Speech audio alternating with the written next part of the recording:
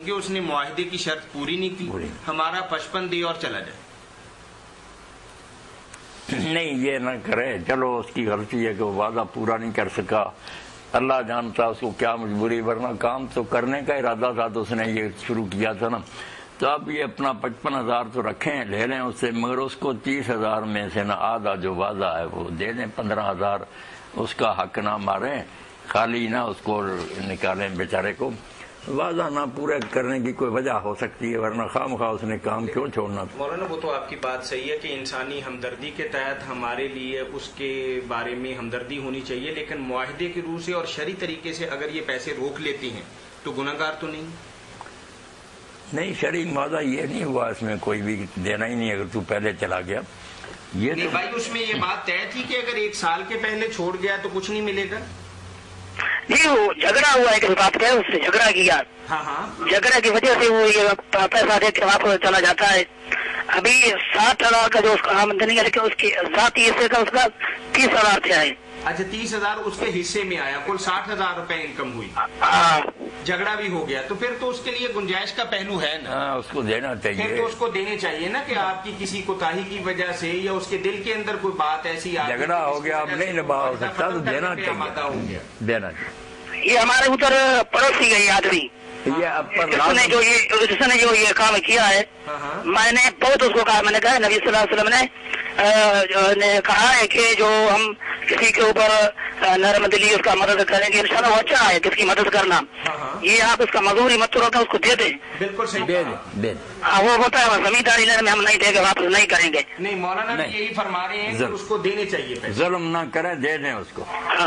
جی ٹھیک ہے، ٹھیک ہے۔ اور یہ ایک میرا یہ تھوڑا سوال ہے، جی پوچھیے، کہ ہمارے ادھر جو قربانی کے بکرے ہوتے ہیں نا، قربانی میں 3 مہینے پڑے ہیں، مارکیٹ کے حساب سے وہ بکرا 3,000 روپے کا ہے، اگر 3 مہینے کے بعد وہ بولتے ہیں اب یہ بکرا 3,000 کا آپ 6,000 میں لے کے جائیں، پھر وہ 6,000 میں لے جاتا ہے۔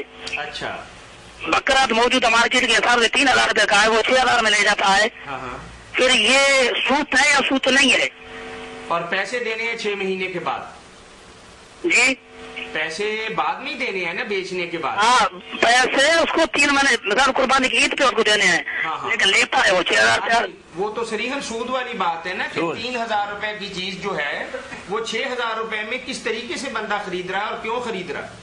وہ بولتا ہے کہ اب تم کو نقد مجھے دے ہوئے نا 3,000 روپیہ، لیکن آپ مجھے عید بکرا کی عید پر آپ دو گے تو میں 6,000 روپیہ لوں گا۔ ہاں جی، مولانا وضاحت فرما دیں۔ تو میرے بھائی یہ جو ہے نا نقد و ادھار کا فرق ہے کہ وہ بکرا 3,000 کا، مگر چونکہ 3 ماہ بعد پیسے دینے اس نے، اس لیے 6,000 کا ہو گیا۔ یہی تو سود ہے کہ 3,000 کا 6,000 لے رہے ہیں ہم 3 مہینے کی وجہ سے۔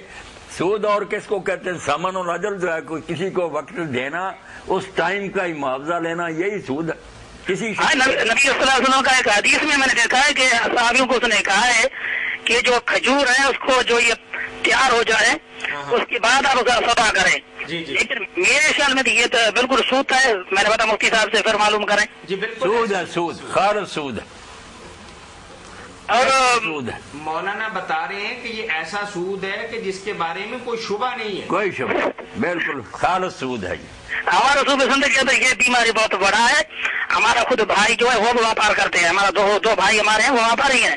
ان کو سمجھائیں نا، ان کو سمجھائیں کہ اللہ کے بندو یہ بہت سمجھاتا ہوں، انشاءاللہ میں بہت سمجھاتا ہوں اس کو کہتا ہوں کہ آپ نقد کا ویاپار کریں، سودا کریں، اور ادھار کا جو سودا ہے وہ مت کریں، ہم خود نہیں کرتے ہیں، ہم بھی ویاپاری ہیں۔ آپ یہی کریں، اللہ اجر دے، آپ ان کو سمجھائیں ضرور۔ جی بالکل، جی آپ ان کو سمجھاتے رہیں، کوئی بات نہیں، اگر وہ آپ کی بات نہیں مانتے پھر بھی اللہ نے آپ کے لیے اجر لکھا ہوا ہے۔ اجر لکھا ہوا، جی ٹھیک ہے مولانا صاحب، آخری میں میرا تھوڑا یہ کار اور ہوگا، چلے کر لیں آپ کر۔ اب یہ کہ ہر فرض نماز کے بعد ہمارا ادھر جو ہے نماز پڑھتے ہیں، اس کے بعد ذکری دعائیں، معصورہ دعائیں بہت ہیں، لیکن ہمارا جو ادھر جماعت ہے وہ بولتا ہے کہ ہر نماز کے بعد آپ ہاتھ اٹھائے اور دعا کریں، یہ کتنے حد تک صحیح ہے یا نہیں؟ سنت ہے یا بدعت؟ دعا کے بعد سنت سے یہ میرے بھائی ثابت نہیں ہے، کسی صحیح حدیث میں نہیں آتا کہ آپ نے نماز کے بعد ہاتھ اٹھا کر دعا کی ہو. اس لیے یہ نہیں ذکر اذکار دعائیں آپ ویسے جتنی جی چاہے کرتے رہیں، اور کبھی مانگنے کو جی چاہے تو نماز کے علاوہ ہو یا نماز کے بعد وہ کر لیں الگ بات، مگر نماز کا یہ کوئی حصہ نہیں، کوئی ثبوت نہیں، یہ بدعت ہے جو رائج ہو گئی ہے. ہاں پورا نماز جو ہے سورہ فاتحہ سے لے کر یہ جو بہت معصورہ دعا ہے وہ تو پورا جو ذکر ہے وہی دعا ہی دعا ہے، دعا نماز پوری دعا. لیکن ہمارا جو ادھر آدمی ہے بہت جو ہے ایسے ہی آدمی ہے مولانا صاحب، آپ کبھی آپ ملاقات ہو کس طریقے سے تو آپ خود حیران ہو جاؤ گے، کیونکہ ایسے آدمی ہے بہت مشکل ہے. یہی بات اب جمے ہوئے اپنی باتوں اصل مسئلہ وہی ہے جو مولانا نے بتا دیا، ہمارے یہاں بھی ایسا ہے. یہ ثابت نہیں. بہت شکریہ. آمین. جی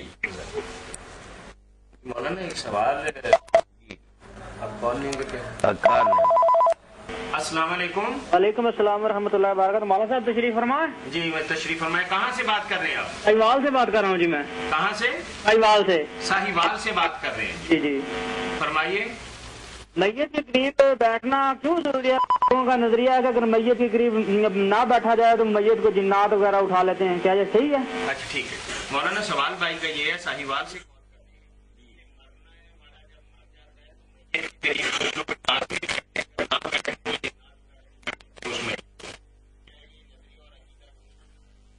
یہ خیال بالکل میرے بھائی غلط ہے، بے بنیاد ہے. کوئی جنات نہیں چمٹتے، نہ اس کی کوئی حقیقت ہے. لوگوں نے خواب بنا رکھا ہے میت کے پاس اس لیے بیٹھنا کہ جن نہ آ جائے، یہ کوئی بات نہیں.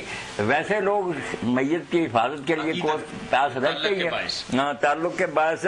یا ایسا بھی ہوتا ہے کوئی کیڑا مکوڑا جانور میت جو ہوتی ہے تو آنے شروع ہو جاتے ہیں، ان سے بھی بچاؤ کرنا ہوتا نا. میت کی طرف ہے، مری لاش کی طرف تو بہت جلدی عادت ہے نا، چیونٹیاں کیڑے وغیرہ، تو اس لیے بیٹھنا ٹھیک ہے. جنات والی بات غلط ہے، جن نہیں کوئی آتے نہ کوئی ایسی بات. قبر میں جانے کے بعد تھوڑا سا اونچا بولیے بھائی. قبر کے جانے کے بعد کیا اس کے رشتے دار اس کو ملتے ہیں؟ مرنے والے کو جب ہم دفنا دیتے ہیں جی تو پھر اس کے رشتے داروں کی اس کے ساتھ ملاقات کس معنی کے اندر آپ کہہ رہے ہیں؟ یعنی قبر کے اندر جانے کے بعد جب اس کے رشتے دار قبر میں جاتے ہیں تو اگلے رشتے دار اسے ملتے ہیں. اچھا اس لیے فوت ہو چکے ہیں. جی جی میرے بھائی جو فوت ہوتا ہے نا، جب اس کی روح عالم ارواح میں لے جائی جاتی ہے نا، تو صحیح حدیث میں آتا ہے کہ جو اس کے جاننے والے ہیں نا، رشتے دار یا دوست، ان کو اطلاع دی جاتی ہے. وہ سارے جیسے باہر سے کوئی آدمی آتا ہے اس کو ملنے کے لیے اکٹھے ہوتے ہیں. بلکہ آپ نے فرمایا اس سے پوچھتے بھی ہیں پچھلوں کے بارے میں بھی. وہ پوری طرح باشعور ہے، کوئی وہ ختم نہیں ہوگا کہ فلاں کا کیا حال تھا، فلاں کا کیا حال تھا. اور اسی سلسلہ میں اگر کسی ایسے کا ذکر آ جاتا جو پہلے مر گیا، اس کا پوچھیں فلاں کا کیا حال تھا، تو وہ کہتا وہ تو مجھ سے پہلے مر گیا. تو آپ نے فرمایا پھر غمگین ہو جاتے ہیں کہ اگر وہ پہلے مر گیا اور ہمارے ساتھ شامل نہیں ہوا تو وہ بدقسمت پھر دوسری طرف چلا گیا، بدکاروں کی طرف. اس لیے وہ ایک بالکل آباد دنیا، وہاں سارے لوگ رہ رہے ہیں، ملتے ہیں، جانتے بوجھتے ہیں، سلام بھی ان کو پہنچتا ہے. سرے سے فلاں نہیں تاری ہو جاتی کہ مٹ گئے ہیں، مٹ نہیں گئے، دنیا بدل گئی ہے کہ یہاں سے وہ دوسرے ایک جہان میں چلے گئے. ملتے ہیں. صحیح حدیث ہے مسند احمد میں، بالکل ٹھیک ہے یہ بات. مولانا صاحب میرا آخری سوال ہے کہ ہمارے یہاں رواج ہے لوگ درباروں پہ جاتے ہیں، کیا یہ جانا ٹھیک ہے؟ کس طریقے سے جانا چاہیے درباروں پر؟ ایک تو ہے نا کہ شہر کے اندر ہی ہے کوئی قبر کسی نیک آدمی کی تو آپ جائیں، جیسے عام قبروں پر جاتے ہیں، جا کر سلام کہیں، دعائیں مغفرت کریں. اس میں تو کوئی حرج نہیں ہے، دعا تو میت کے لیے کرنی چاہیے. مگر ایک یہ ہے کہ آپ دور دراز کہیں سفر کر کے جائیں کہ کوئی حاجت پوری ہوگی، وہاں مرادیں پوری ملیں گی، یہ ناجائز ہے، یہ نہیں. نصیحت کے لیے آپ قبرستان آپ کے گاؤں کا ہی ہے، وہاں کسی کی قبر ہے، بے شک کوئی نیک آدمی دفنا ہے تو جائیں، ضرور جائیں. جی لوگ تو سجدے کرنے شروع کر دیتے ہیں، وہ تو سب منع ہے نا. وہ باتیں غلط ہیں، مگر جا کر سلام کہنا، دعائیں مغفرت کرنا، یہ سنت ہے. جہاں تک مسئلے کا تعلق ہے تو مولانا نے یہی بتایا کہ دعائے خیر کے لیے آپ جا سکتے ہیں، ان کے لیے کچھ لے کے جائیں، ان سے کچھ لے کے نہیں آپ آ سکتے. نہیں، ان سے نہیں مانگنا، ان کے لیے مانگنا ہے اللہ سے. جی جی بہت جزاکم اللہ خیر. جی مولانا ایک سوال ہمارے پاس تحریری ہے. اور السلام علیکم. السلام علیکم.